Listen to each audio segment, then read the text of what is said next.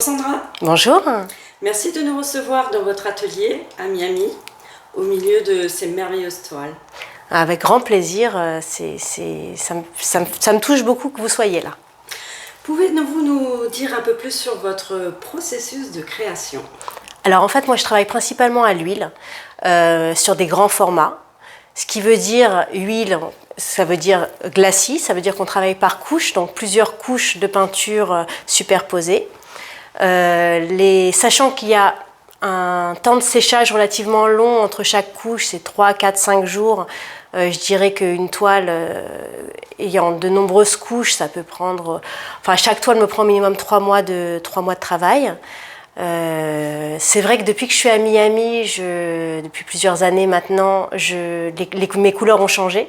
Elles sont devenues beaucoup plus lumineuses, beaucoup plus vibrantes. Et dernièrement, j'aime aussi ajouter des sprays dégraffeurs qui sont utilisés sur les murs en général. Donc ça permet d'obtenir des couleurs un petit peu plus fluo. C'est des couleurs qu'on ne trouve pas à l'huile. Et je travaille beaucoup à la feuille d'or et à la feuille d'argent. Donc ça permet aussi d'apporter un plus, c'est-à-dire de la lumière, des reflets et la toile quelque part qui change en fonction de la lumière du jour au moment où vous la regardez. Pensez-vous que la toile est une main tendue entre l'artiste et le collectionneur?